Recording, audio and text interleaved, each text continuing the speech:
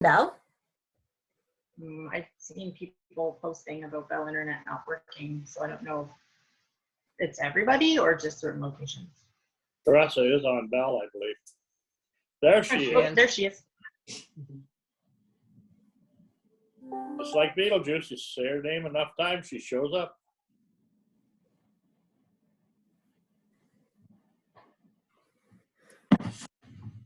Okay, now we're all here. Hey, we're all set to go now? Yep. Okay, we'll call the meeting to order at 9:31.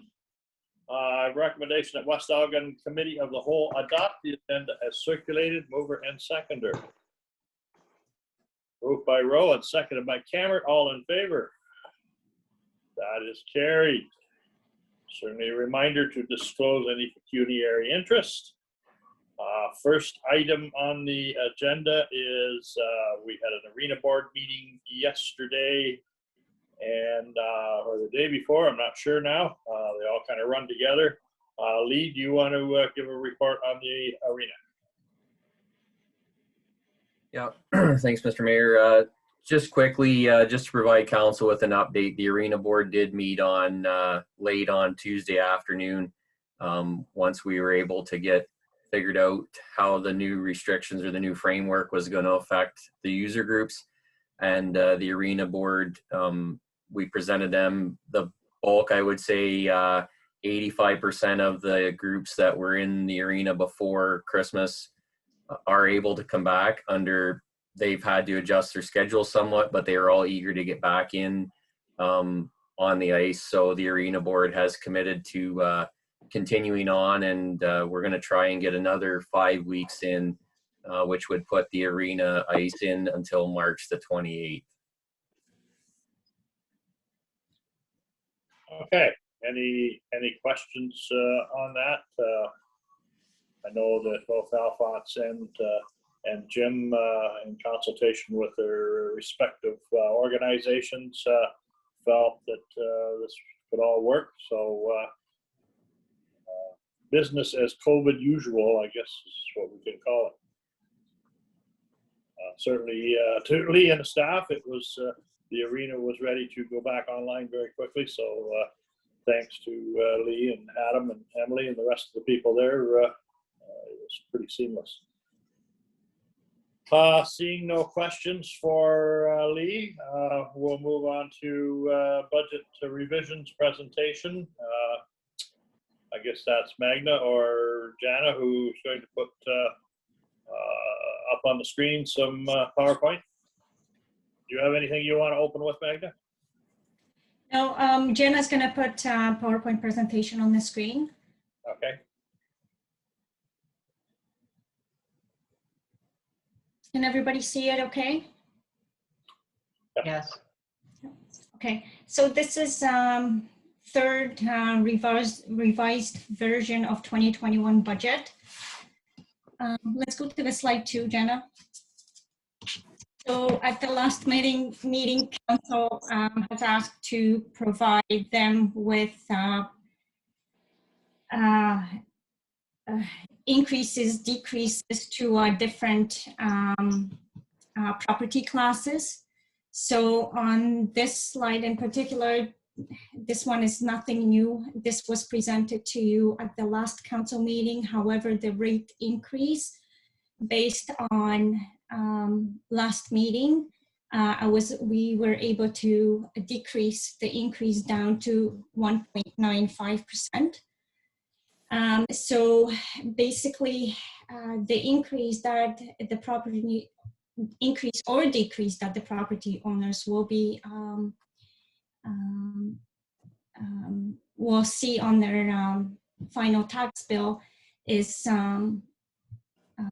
included in my presentation. So for instance, residential class. So those are the properties in town that had garbage pickup throughout the entire year in 2020. They will notice a decrease of $111.21 on their tax bill, or 8.49%.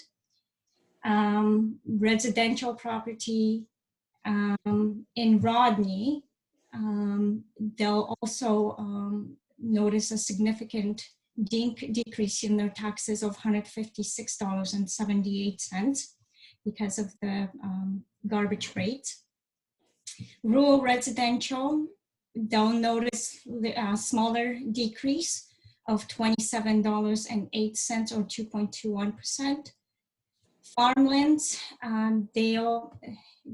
because they were not affected by the garbage collection, they'll notice an increase of 1.94 or 1.95%, which is $5.26 per 200,000 assessed value of their property. Can we go to the next slide, Jenna?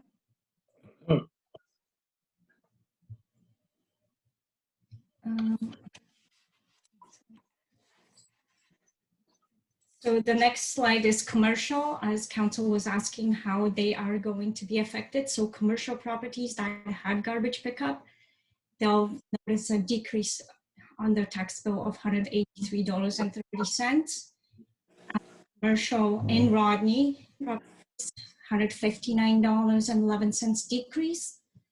And rural commercial properties, they'll see a decrease of $12.48. Industrial class will be facing with an increase of 1.95% or $50.98 per 200,000 assessed value of the property. Does anybody have any questions on that? I think we should note, Magna, that this is these numbers reflect only on the municipal portion of the tax bill. That's correct. Yes, we're only discussing municipal portion as we have no control over county and education rates. Any other questions for Magna? Sir, Councillor Cameron has her hand up. Anna? Through the chair, how close is the county to setting their budget? They passed a bylaw at 2.9%, I believe. And do we know what the education levy is going to be yet? I can't tell you off the top of my head, no. As far as I am concerned, there will be no increases on education rates.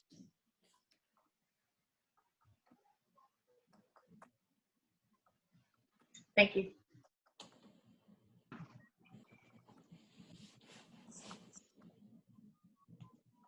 Any other questions for Magna? There doesn't appear to be, sir. Okay, so let's go to the next slide, Jenna. So now let's move over to Parks and Recreation. Pool in particular, as at the last meeting, there was a suggestion from council that for staff to provide them with basically the cost of closing the pool but replacing the liner. So that option is included, is part of 1.95% increase, and it's included in 2021 budget. Option 2 is. So basically, we decided to provide council with 3 other options beside the one that we initially discussed at the last budget meeting. Option 3 is there is another option to leave the pool open to the public, but with decreased amount of hours. So the suggestion is Thursday, leave the pool open from Thursday to Sunday between 2 and 9:30.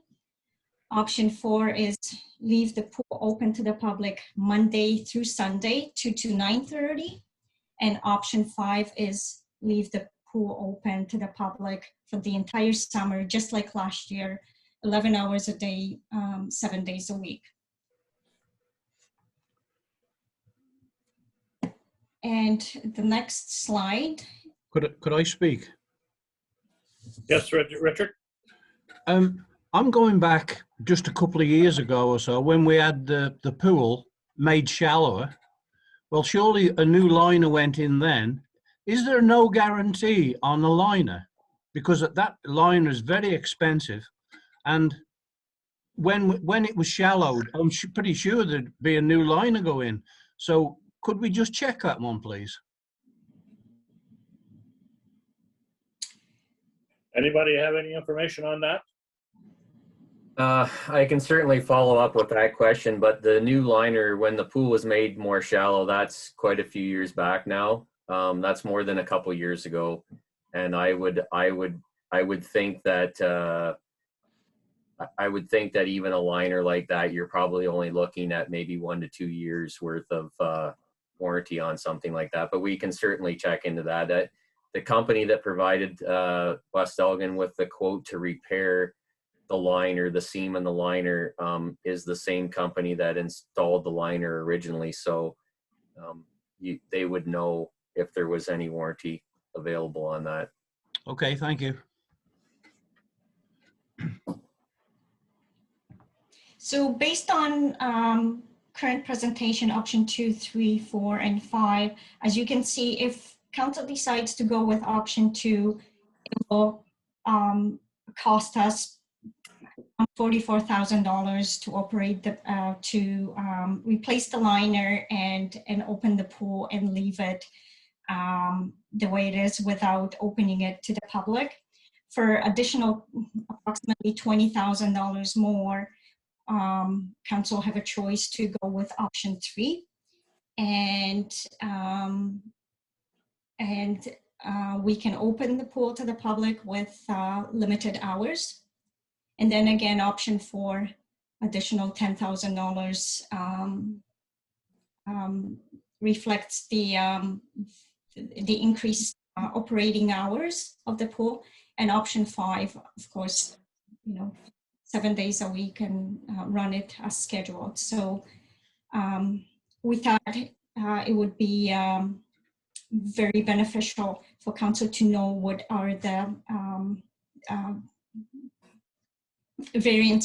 cost variances operating the pool under different scenarios.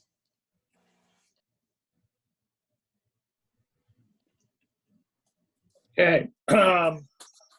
So with Councilor Rowe has her, sorry, sir, Councilor Rowe has her hand up. yes, Mike.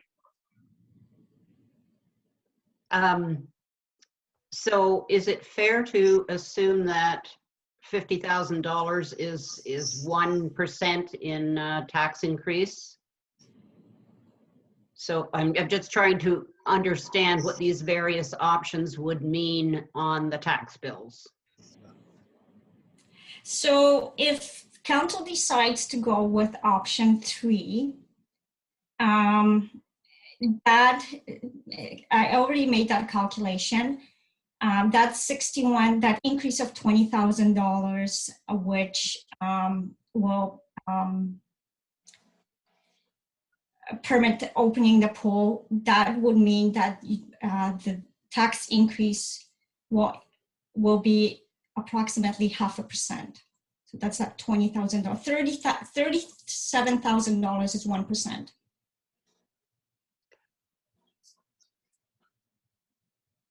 So if we go with option 3, the tax increase will go up to 2.5%.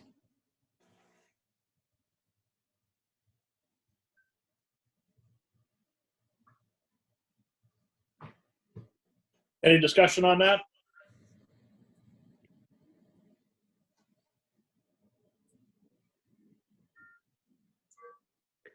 Sir, Councilor Rowe has her hand up. Bonnie, go ahead. Oh, yeah, this is a tough one. There's advantages to us being open, even if it's only part of the week, just in terms of retaining staff for the next year, keeping people interested in our pool. Yeah, I'm really torn on this one. I welcome everybody else's comments too. I think the operative clause on this whole thing is when we go back to the first slides that Magna had put out there, that most of the property classes, with that 1.9% increase, are looking at a Decrease, overall decrease. overall decrease in their taxes. So I think that that's a whole lot different starting point than if, each one of those classes were getting a $200 a year increase. I think we have to do two things. Keep in mind supplying services as they have been in the past, and keeping an eye on the overall increase in taxes. I think we're in a position that maybe to be able to do that with going with option 3 of keeping some pool time open for people that wish to use it. So Councillor Tellier and then Councillor Cameron both have hands up. Okay, go ahead, Tress. Good morning. Through the chair, I was just looking at the options when they were sent to us, and I think I've spoken with lots of residents who have contacted me in various ways, and having it open part-time was something that they were very interested in. They felt that there's not a lot going on in the community at this time, which we all know, and the ones that did use the pool and utilize it last year felt the staff and senior staff and this pool staff did an amazing job with running it, and they felt very safe, and they would really, really enjoy having it open somehow to find a way to increase the usage. I don't know how we would do that in open time. So I think part-time would be a great compromise for our residents, either option 3 or 4, whatever council decides. I'm thinking more along the lines of option 3, but whatever everyone else's thoughts are. It's something there. There's not a lot going on right now, and we don't know, as I've said before, on this all. We don't have a crystal ball. We don't know what's going on, but it'd be nice to have options in the summertime to have something go on. Okay, Angela. So I've spoken to many residents, and a lot of them are actually calling for a 0% increase, which I've explained is absolutely not effective. They're asking us if there are other items within our budget that we can move into the efficiency grants and be able to open the pool part-time and not increase the taxes. Or if there's things that we've put in the efficiency grants that we are willing to not do in order so that, again, we don't increase the taxes. And much like Councillor Tellier, I've been getting a lot of feedback from people, and they want us to think a little differently. And I think that we're going to have to do that. We are doing that this year, and we're going to have to keep doing it going forward. So I'd like to see the pool open as well. I don't want to cut services. I'm not in favor of it, but I also don't want to raise taxes either. People are struggling, and that has been made very clear to me. And the county portion, and I know we're not supposed to consider it, but at the same time, people can't pay the water bills that they have, and I'm constantly hearing that, and that has not changed. So, we have to factor all of this in. And I realize that some people are saying that there won't be increases, but there is going to be increases in the overall levy that's going to hit them. And the impact assessments were delayed last year, and they're probably going to come out this year, which is going to cause everybody's taxes to go up. And it could very well kill some residents financially. So maybe we need to rethink about what we're using this grant money for.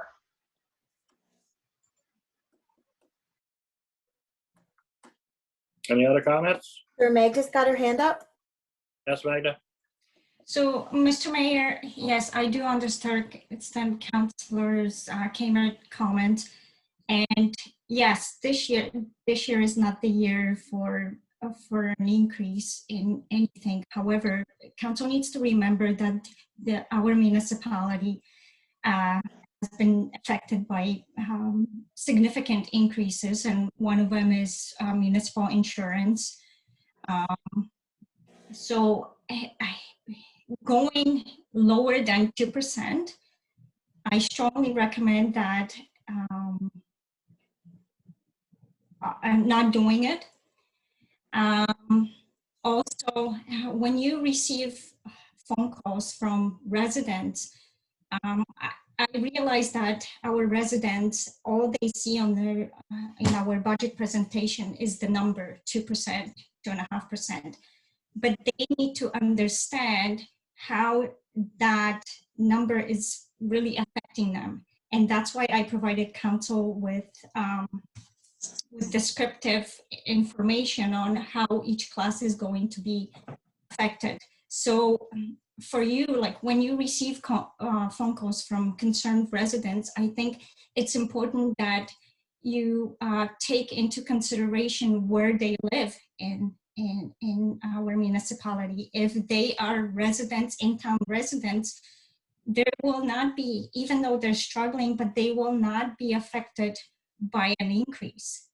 They will be getting decrease on their tax bill. So it's important that when you have conversations with the residents, that they understand that.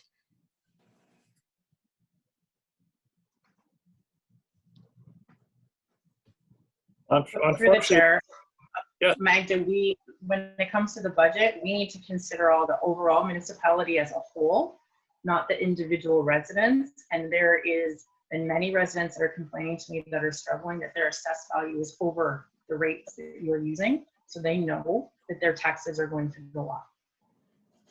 And when they're arguing with me over the amount of money that we have put into community grants and into various things like that, what would you like me to say to those residents when they tell me that they can't put food on the table?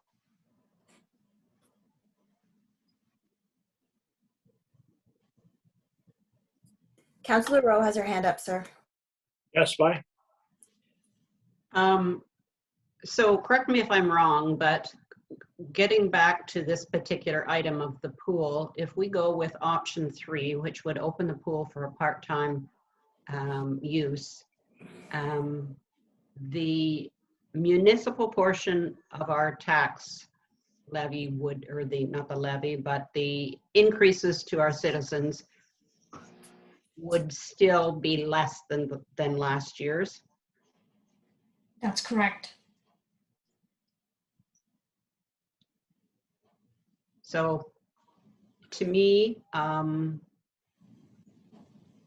you know, I don't have a concern with creeping over the 2%, given that it's still going to end up being less per taxpayer. And, you know, whatever their assessment is, I don't think we can really take that into consideration because that is out of our power.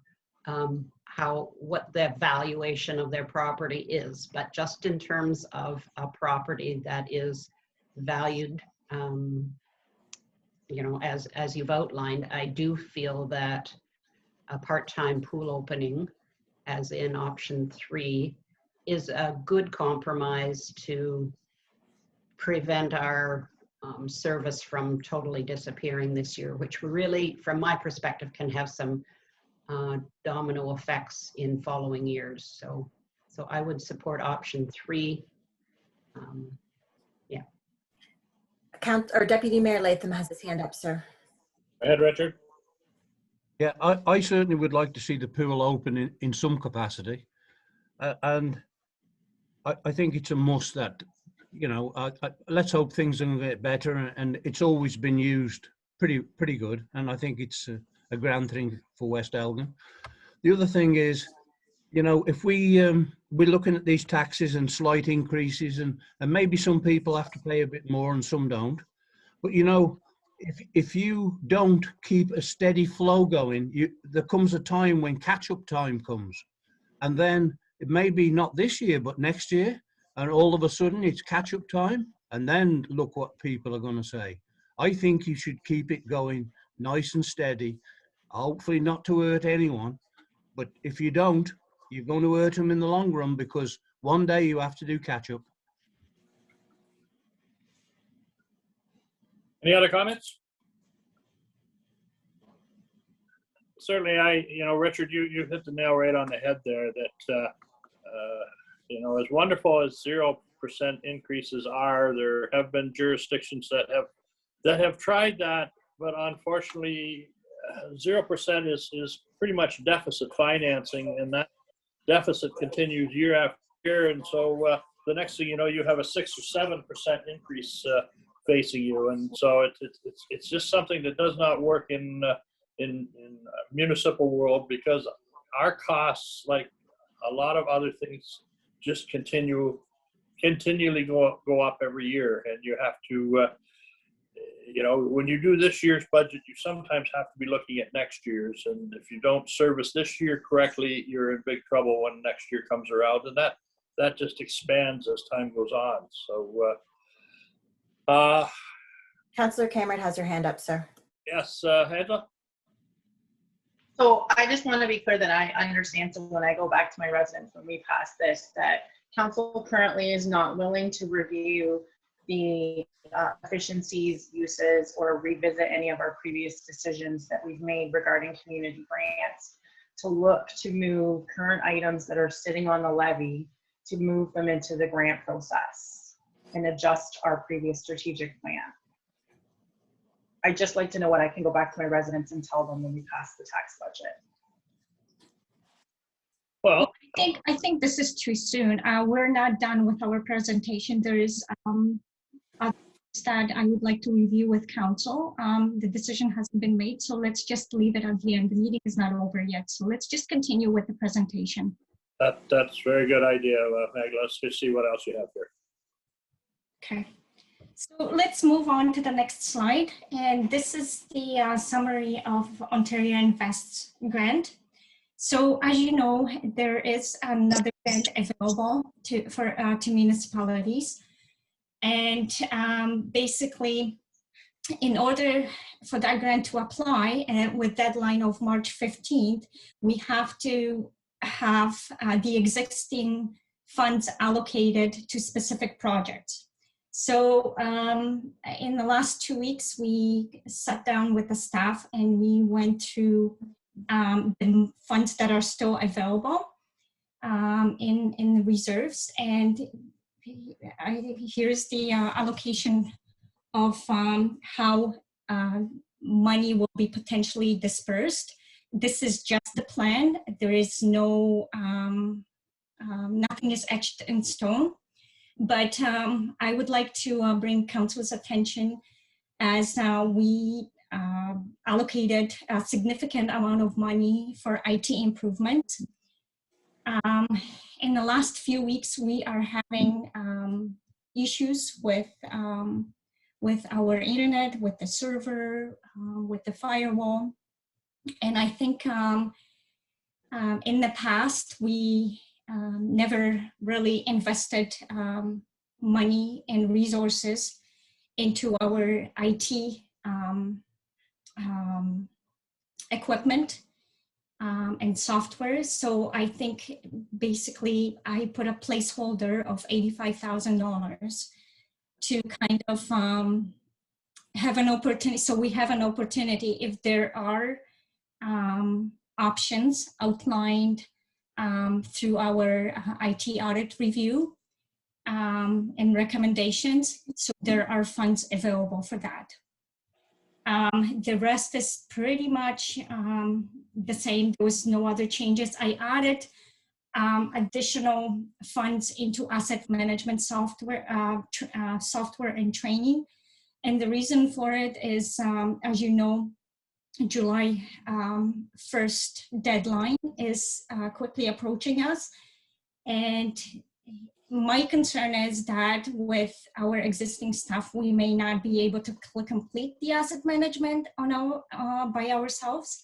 So I allocated additional money in case that help is required, so we can perhaps hire a consulting firm to help us out to meet the deadline. And I also allocated $7,000 for 2022 for building inspection software until we catch up with the building permits rates, and we're able to break even in that department. As far as this efficiency grant, we looked high and low. There is no, we could not find anything else from our 2021 existing budget that we could use the funding for. This funding has been specifically designed for efficiencies and service deliveries, and I think the way we have it set up, you know, it there's basically there's nothing else we could put through from the existing budget, from 2021 operating budget. Are there any questions? Councillor Rowe has her hand up, sir. Yes, Bonnie? Yeah, just wanting to clarify then, Magnus, so by the, so this plan set forth in this slide here will then bring our efficiency grant to 0 so that we can reapply for the next round. Is that what I'm seeing? That's correct. Okay. Other questions?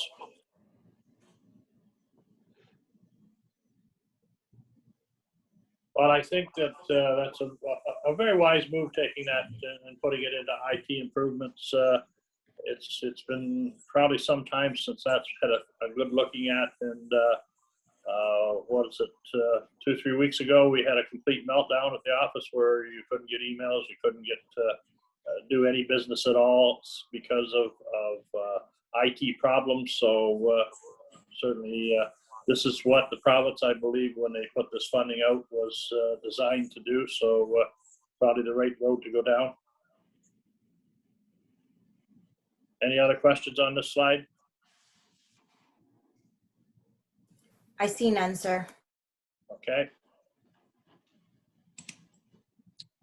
Okay, the next slide is 2021 budget revisions. So basically, I removed a CBA equipment capital replacement with compressor replacement.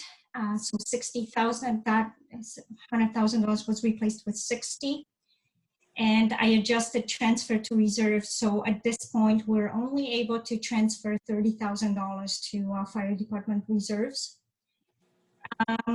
I removed $10,000 for the purchase of chairs at the rec center. And I also increased transfers from reserves from originally $20,000 to $30,000 to cover the insurance increases. I also made several adjustments through the entire budget, little by little everywhere, just to trim the budget to obtain a 1.95 or just less than 2% increase. Okay, any questions on that slide? I have a question. Yes, Bonnie. Councillor Cameron had her hand up too. Go ahead, Angela. So through the chair, I see in the capital forecast that the fire department is projecting to spend $95,000 in 2022 and $320,000 in 2023, but we won't have enough money in reserves. Is it wise to keep decreasing the reserve amount that we're being contributing? Or are we just going to put that on the levy in 2023 when we need the, I guess it'll be 310 or yeah, 310,000 because we'll have 30,000 in reserves left.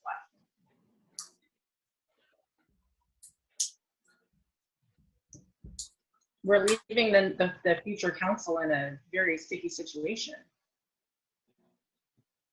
Mary, if I may speak, so this comes down with overall property tax increase. I mean, we're not miracle makers. This is what 2% increase is going to give you. I mean, you know, with 2% increase, we are limited to what we can do and how much reserves we can have. As you know, we are drawing a lot of funds out of reserves this year. I mean, when in terms of operating budget, I just don't know. We are running so lean this year that there is just, I could not find anything else to cut. However, since this year, I think this year is going to be another fluid year where things change. There's going to be unexpected expenses, surprises, but there might be savings perhaps.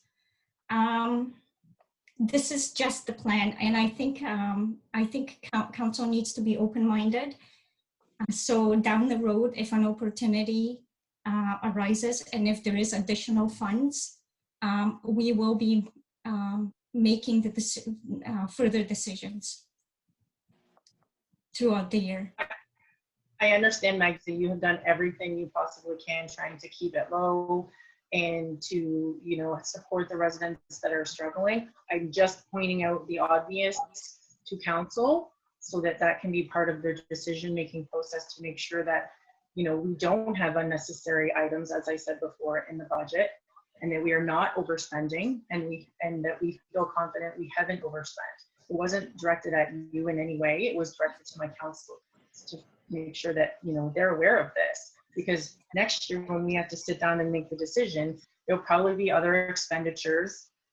You know, things are going to increase, not only for the fire department, I'm sure for roads and everything else, there'll be more expenditures. So I would hate to see us, you know, do 1.9 or 1.5 or 2 or whatever we settle on this year, and then next year have to put out 6 to cover the necessary reserves that we have to have for future forecasting. That's my point.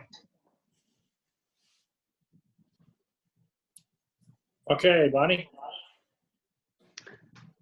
Yeah, to Angela's point, I certainly was aware of that, and to me, those lower transfers to reserves are just part of keeping this particular budget lower, given the situation. So I'm certainly aware of that and also have that concern, but I think that it's one of those things that we have some flexibility with, and I think we need to accept that.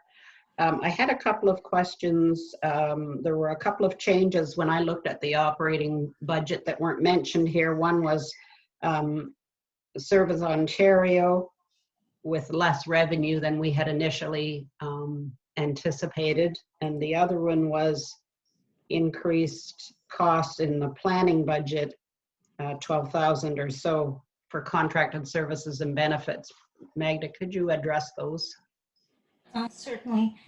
So for Service Ontario, I was going to go through it because there had been a few changes, as I mentioned to you, through the entire budget. It was just, I didn't have a chance to highlight them all. But for Service Ontario, so I looked closer into that we received from Service Ontario. And so 2020 funding was based on operating hours of 5 days a week, 37.5 hours per week. This year, we will not be open this many hours. We cut the time in a little bit more than half. So our funding will decrease as well. That's why I had to, as soon as I noticed that, I adjusted it accordingly. And for planning,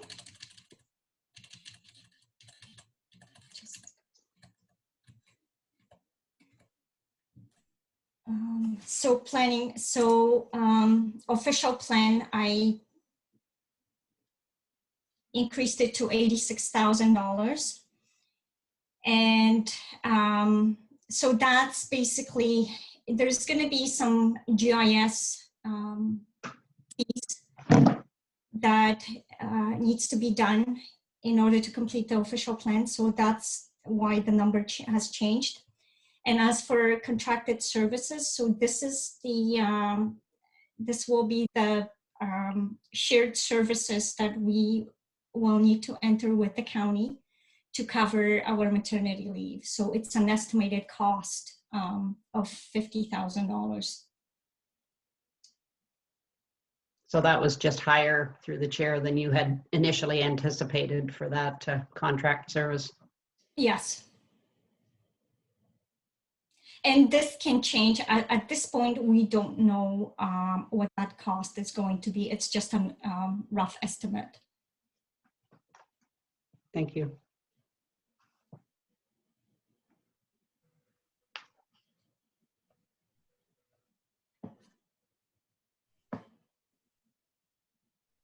Sir, you're muted. The $30,000 for the insurance increases, that come out of the mill rate stabilization fund? No, no, sir. This money is coming. We had reserves. We have reserves for insurance increases, and it's coming. So basically, the money is coming out of that. Okay, so is it a situation that that we are hoping that the insurance portfolio will stabilize over the next year, and these increases could possibly go down into reduction of cost, or are you anticipating these increases staying year after year? I believe, based on a conversation I had with our insurance company, I believe we're looking at one more year of significant increases. So 2022 is going to be one more year of tough increase for all the municipalities. Excuse me. Yeah, maybe that was the insurance company calling and saying our rate was going down.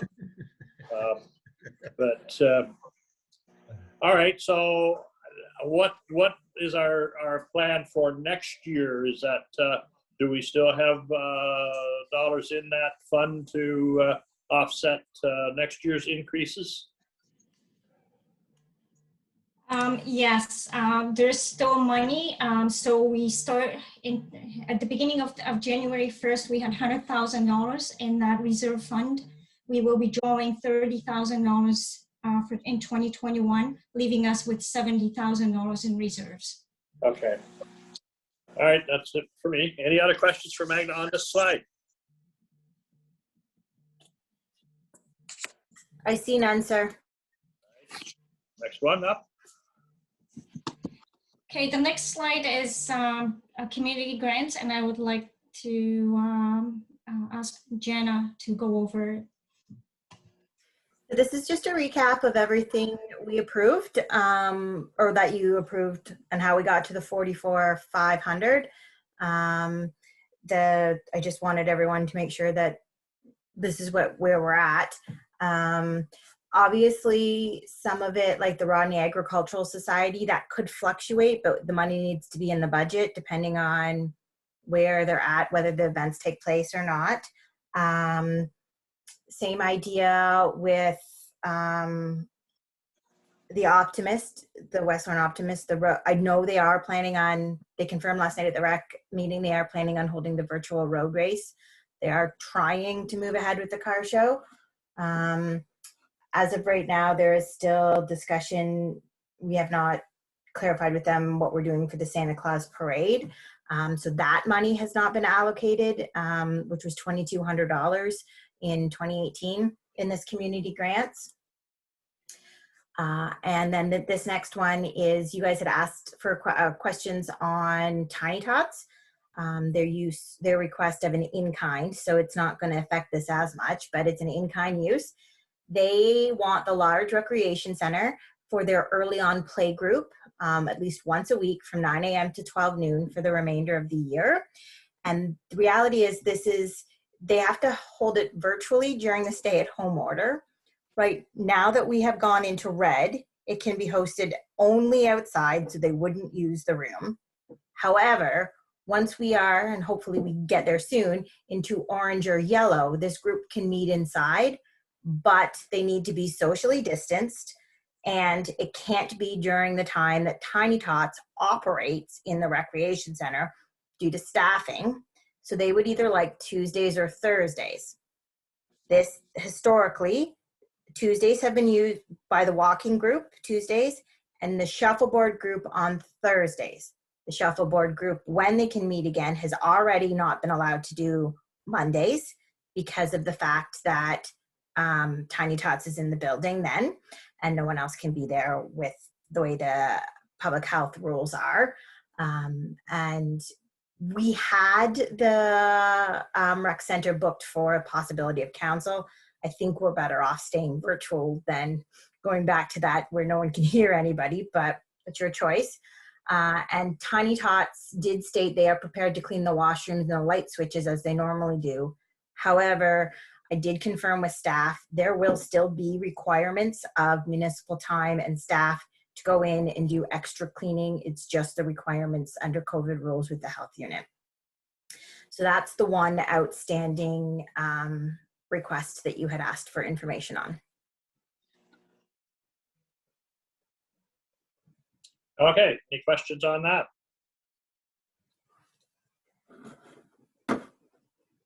Anybody got their hand up, Janet? Doesn't appear to be, sir. Do you want to make a decision on the request for that use of that room so we can finalize community grants, or? Well, I think we need to have a discussion on the use of the room there. Is everybody comfortable with that?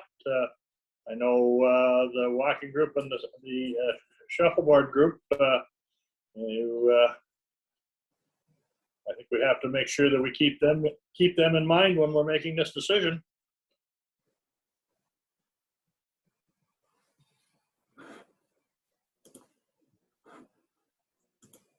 Nobody got their hand up?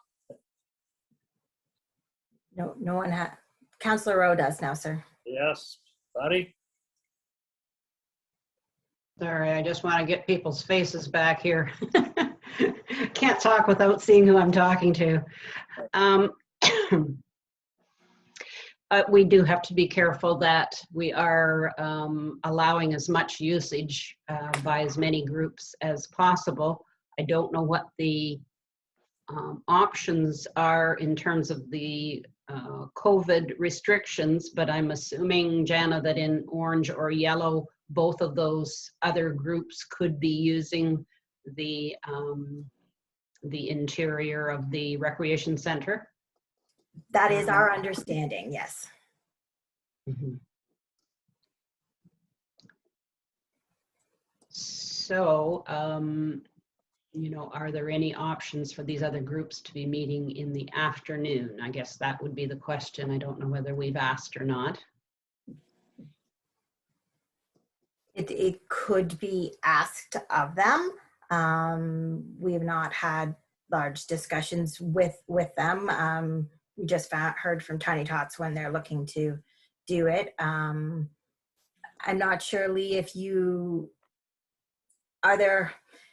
We haven't got full-on bookings from these other groups yet, otherwise, but the walking is just kind of an unorganized group of people who come and, you know, do some physical activity when they can.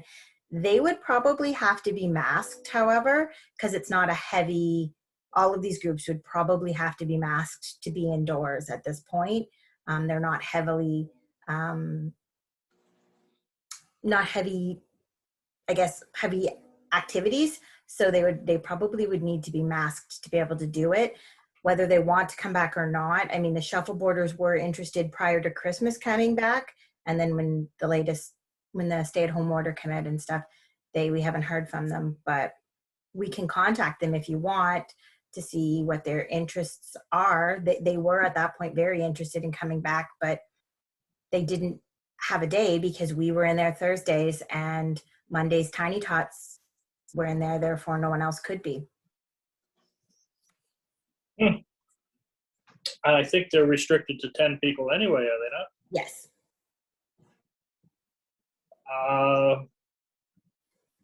Should we at least ask them, are they figuring, what are their plans for the rest of this year, knowing what we know?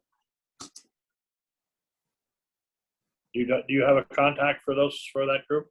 Yeah, Emily does. I believe Deputy Mayor Latham has his hand up too, but yes, the recreation staff do have contact for them. And have they been contacted, Lee, just to see what their thoughts are?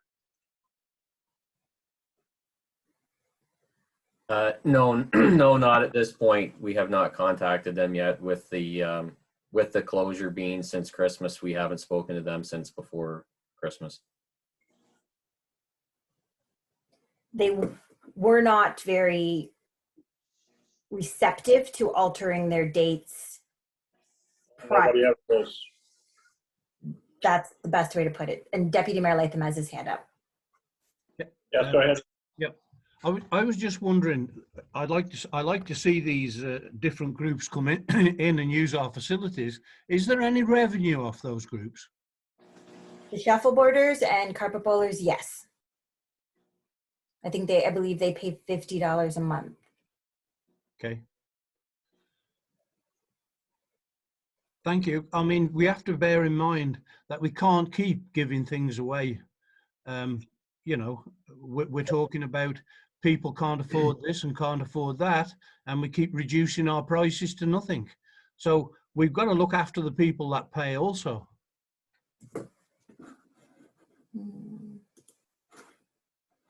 Councillor Camert has her hand up, and so does Councillor Tellier. Okay, Angela, what's on your mind? So through the chair, if Tiny Tots is already using the health center on 2 days a week, but they're not for full days, would they be receptive to switching and running the early years program in the afternoon on the days that they're already using the facility, so that we don't have to incur more staff time to clean the facility? I agree with Councillor Rowe and Deputy Mayor Leatham that I don't want to show favoritism to one particular group, and I would like to see other user groups in the building, and I want to encourage all these groups to be somewhat flexible while we try and work within the restrictions that we have, that is kind of making things a little challenging right now to figure out building usage. To answer your question, Councillor Camert, I did propose that. Tiny Tots they are not able to operate early on the same day period as their other group, the way the staffing works. They can't do it. It has to be a full-on separate day, was the way it was explained to me. So I do not believe they could do it in the afternoons. Now, Councillor Tellier has her hand raised. Yes, Stress. Through the chair, I also believe, to further on with that point, the reason they couldn't also do an afternoon on the same days that they're already occupying, or on the days that these other groups are occupying in the morning, is due to children have schedules for sleeping, and they'd be napping in the afternoon. So I don't think they get a great turnout. I'm not speaking for them, that's just a reality. And I do not want to see our other groups, the walking group, shuffleboard, or any other groups, be limited to using our recreation center, as the rest of council has expressed. And I just need to be reminded, so it's masks on, say if we're in yellow or orange, it's masks on 10 still. Is that correct, Gianna? I don't have the stuff right in front of me, but the masking order came out in December, where if you're indoors, period, you need to be masked unless heavily worked out. Numbers change depending on the color and whether it's staffed or not. So that is an issue even for those other groups. I believe 10 unstaffed is the maximum in any color, unless we are willing or they are willing to pay extra to have a staff member supervise the event. So therefore, can we reach out to the other groups, see if they're looking to come back? I'm not sure who the head of the walking group is, since it's a non-payment issue, so I'm guessing the municipality runs that. Is that correct? Yeah, we just basically open the doors and allow people. That's what I thought. So that's what I thought. So if we could figure out that for the masking with the shuffleboard and such, and if you said they weren't, they wanted to keep their day, which I understand, they're used to that day, the Thursday morning, and then just look at what it would look like on Tiny Tots. And if you spoke with them at length, it sounds like, and there's nothing they could do to shift it at all. No, like you said, I think a lot of it has to do mixture of staffing, availability, and the children. They also run groups in she runs them in Dutton as well. So I'm not sure where she is and what she's doing in Dutton, but she's kind of tied too because her funding, I believe she's got funding and timelines that she has to follow from the province. So it is a bit of a harder thing for her to play around with a lot too, because this is licensed as part of the early on. It's a good problem to have so many groups using our facilities, but not a good problem during COVID, especially to try to fit everybody in with all the restrictions themselves and then the restrictions that we're working with as well. But, we'll look into it further, I guess. Okay, so we can report back. We won't make a decision on that one, and it can maybe come to council separately. Through the chair. Yes, Bonnie. I would just one final thought on this. The Tuesday looks like it's the more opportune time if we're considering those 2 dates, since it's more of it's open and you can walk kind of thing. Perhaps we could focus that away to an afternoon and let the Tiny Tots look at the Tuesday mornings. Then the shuffle boarders can use their regular date if they get started again. So do we want to leave this with staff reaching out to those other users to see what their intentions are, and is everybody okay with the Tuesday, if that's a day that we want to dedicate to Tiny Tots and possibly? So if it's Tuesday, do we need to go any farther? Do we just tell them it's going to be Tuesday? So Councillor Cameron and Deputy Mayor Latham both have their hands up. Start out with Richard, I guess. Richard?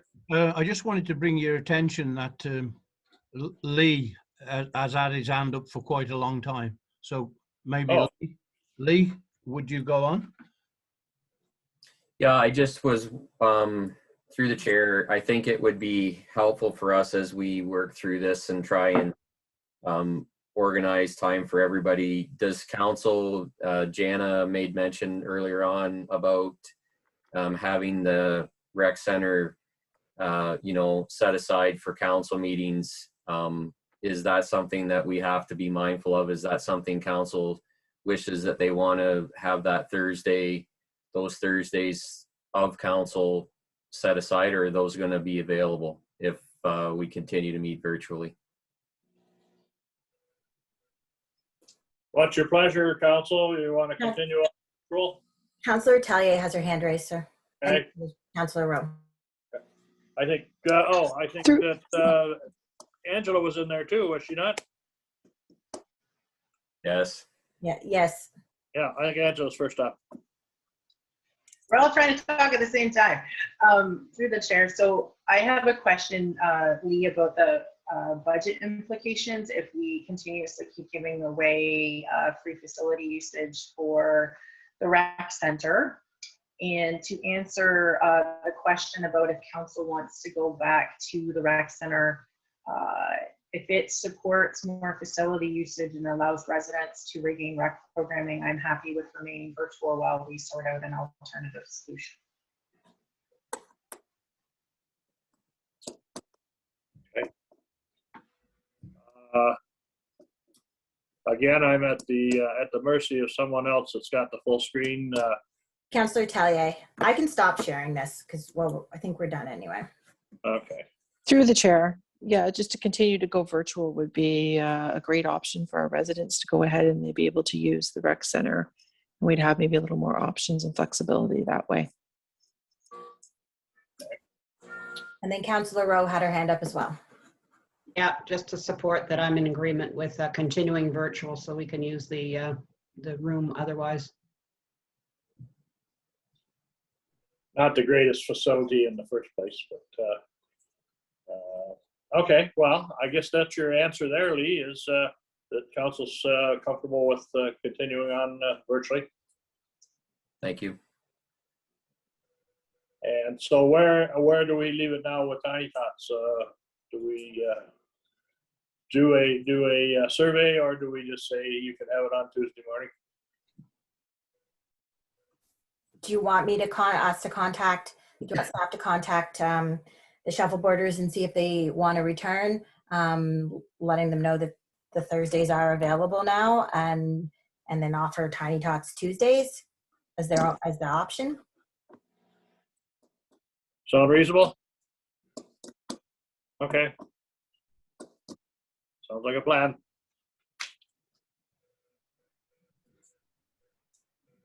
Okay, well, we got the hair kicked off of that. That Where do was you the want end to of go? the presentation anyway, sir. What was that? That was the end of the presentation anyway, sir. Okay, any other action needed out of that? Everybody in a, yes, Bunny? I'd like to at least have a conversation about the council grants to see if there's any interest in trimming that. Okay. Maybe you could throw that slide up again. Yeah, I'll get to it. So through the chair, before everybody starts, I remind everybody of the previous pecuniary interest that I proclaimed, so I may hop in and out during the meeting, during this conversation.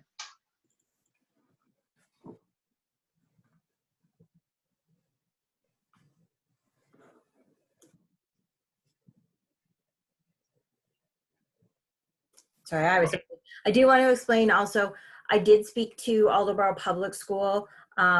They will not, they understand they do have some more fundraising. They probably won't use the full 15,000, but that is what we had up to it, so. Is that something that you want to lower the bar on? I guess that's through the chair, the one item that yet I was looking at for sure. I don't know what, whether any kind of commitment has been given them, but I would think that 10,000 is certainly a very generous contribution to that project.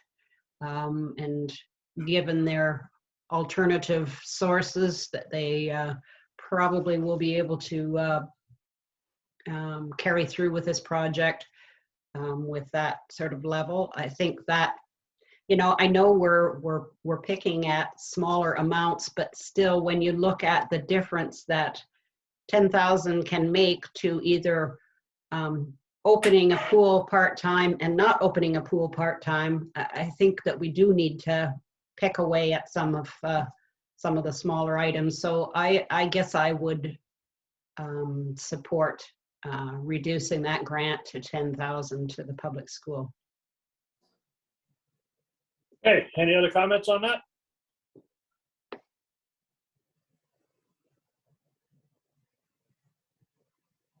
It's just you, Bonnie, and sir, it's just you, Bonnie, and Tressa that have the right to comment. Everybody else declared an interest. Oh, okay. Okay. What are your thoughts, Tress? Through the chair, I had in my mind more of a 1250 mark, just the halfway to take the 5,000 off there. So the halfway mark. Our schools are very important.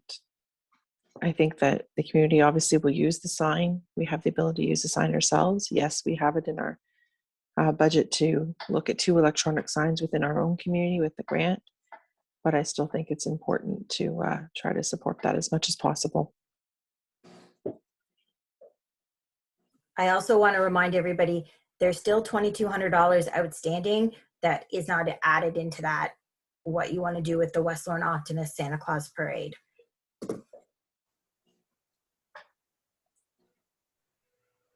Plus there is also another 10,000 left for grants throughout the rest of the year, correct? So, even if we trim that to 8 and the Alder Public School to say 1250, that's a help anyway.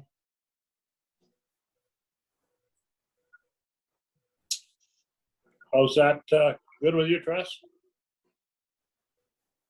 So we're speaking about the 1250 for Alderborough Public School, the sign? Yeah. Yeah, and then trimming the rest of the grant money. The remaining for the rest of the remaining year that we haven't assigned yet. Yeah, I'm great with that. That sounds like a wonderful compromise and helps everybody all around. Okay. I'm good with that. So through the chair, could we go one more time over council grants and just make sure that we have the amounts accurate? And so Jenna, do you want to go through each individual grant one more time? Right now, we're offering $12,050 to Alderboro Public School. 500. Okay, with $12.50, I wasn't sure what you meant. Sorry. 12,500. 12,500, sorry. Okay, I wanted to make sure. So 12,500, up to 12,500 for Alderboro Public School, 10,000 for the Eagle Community Center, up to 8,200 for the Rodney Alderboro Agricultural Society, pending events taking place and that they apply for other grants. 3,000 for Triconal Heritage Society Bacchus Page House. The approximately $800 we're purchasing West Lorne Horticultural Society's bedding plants. 3,000 for the West Lorne Legion, their furnace. The West Lorne Lawn Bowling up is $2,500. Currently, the West Lorne Optimist, we have $2,000, $1,500 up to $1,500 for the road race and $500 for their car show. Then there is still pending the $2,200 for they would like us to support their Santa Claus parade in West Lorne. And you had said to leave that as a placeholder, so that wasn't part of that. We weren't really sure what to do with it.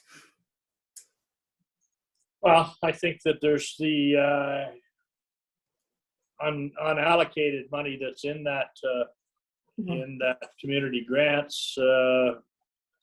So do we really need to do anything other than wait and find out what's going to happen with the parade? So you can do that. And Councillor Tellier and Councillor Cameron have hands up. Okay. Press? Through the chair, the Santa Claus parade, what are the funds that we normally in the past had given to both villages? I knew we ran the one and then we allocated for the other in West Lorne. They each got $2,200. That's what I had down. Okay, I just wanted to make sure my information was correct. So is that a slim budget to run a Santa Claus parade, or doable in the past, obviously? Lee might be best to answer that if he's able. Well, that's what that certainly I don't believe covered all of the Optimist cost for the West Lorne Santa Claus parade, but that's the portion that they've applied for pending receipts. Like that's not the 2,200 is not just a lump sum given. They have to provide receipts, and then we reimburse them up to that amount. And how much in-kind staff time do we use for both parades? Do we have a ballpark on that? I can figure that out. Staff time obviously was much greater for the Rodney parade because it was run by the municipality versus the West Lorne parade, which was run by the Optimist. Okay. The only thing that would stay the same between the two would be the traffic control that our public works staff provided. We typically had two public works operators to provide traffic control during the course of the parade. All right, great, thank you. Sir, Councillor Cameron has her hand up. Angela? Through the chair, just to clarify, we're reducing the remainder that's available to 10,000. No, we're reducing that amount to 8,000. So based on the amounts that Jenna just provided to council, we are at $56,000 in council grants and donations.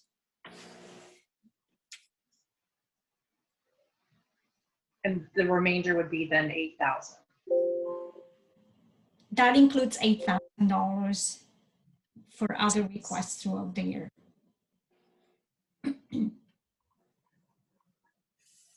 And a question about the, I guess Rodney parade, I can't directly ask about the West Lorne one.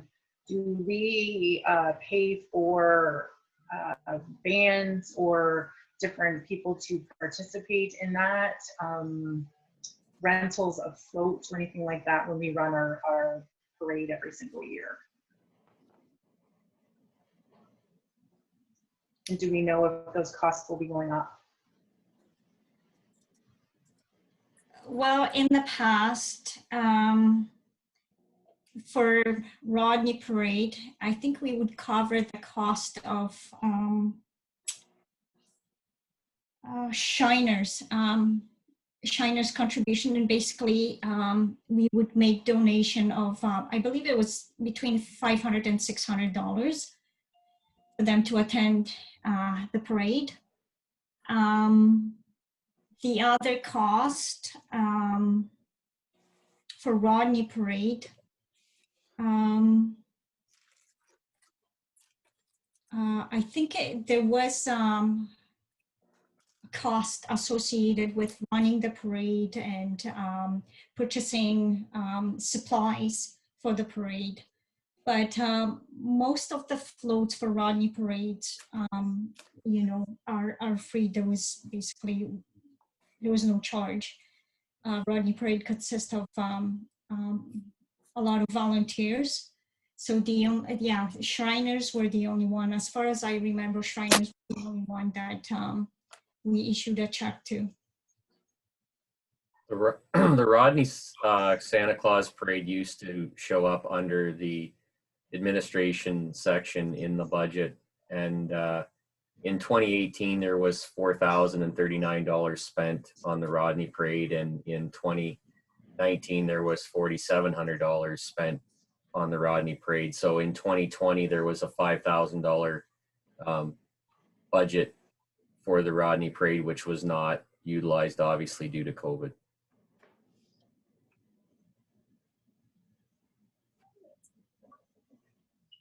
Hey, more questions?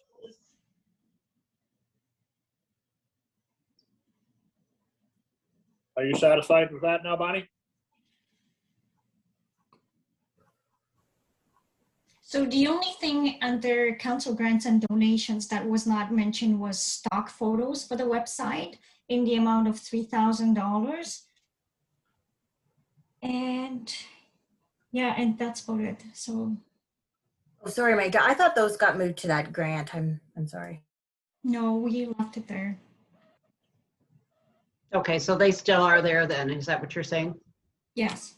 Yeah, okay. No, I'm fine with that. I feel that's a reasonable compromise.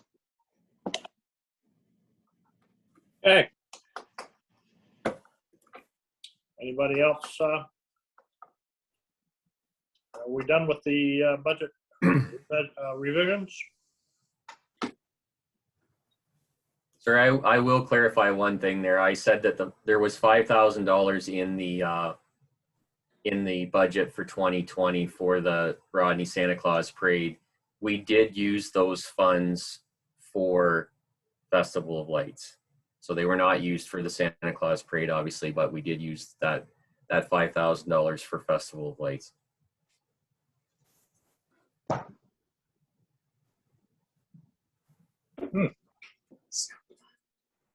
So just to clarify, that's been moved to Parks and Recreation this year, has not? Correct.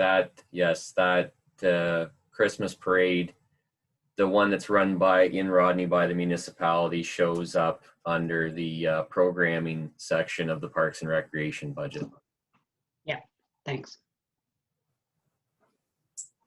What just happened? He's sweeping it up. He already called it there. Okay.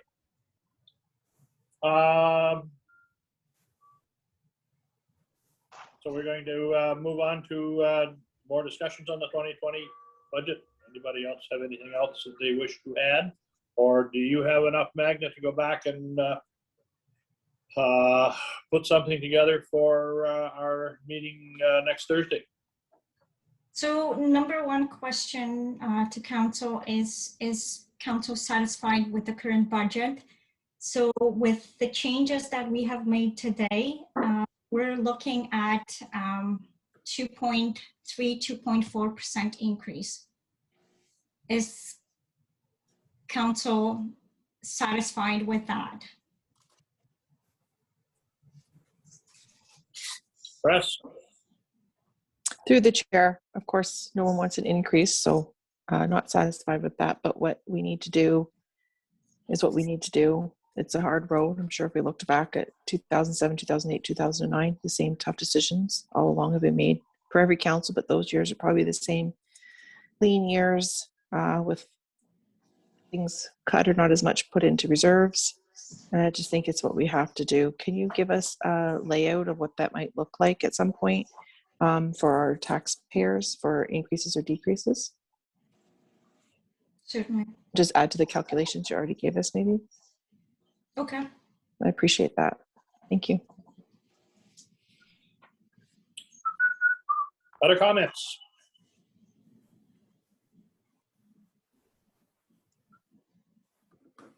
Lonnie?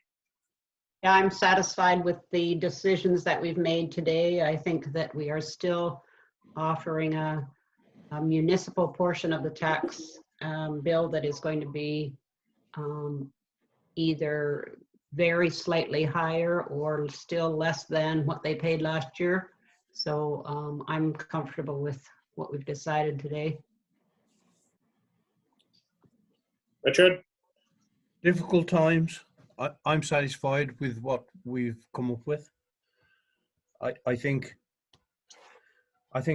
people are going to be understand that the situation that we're in at times, and exceptionally here. So I'm satisfied with what we've done. Well, I've always maintained that sometimes difficult decisions have to be made for the right reasons, and I wouldn't even want to guess the amount of hours that our staff has put into coming up with this budget.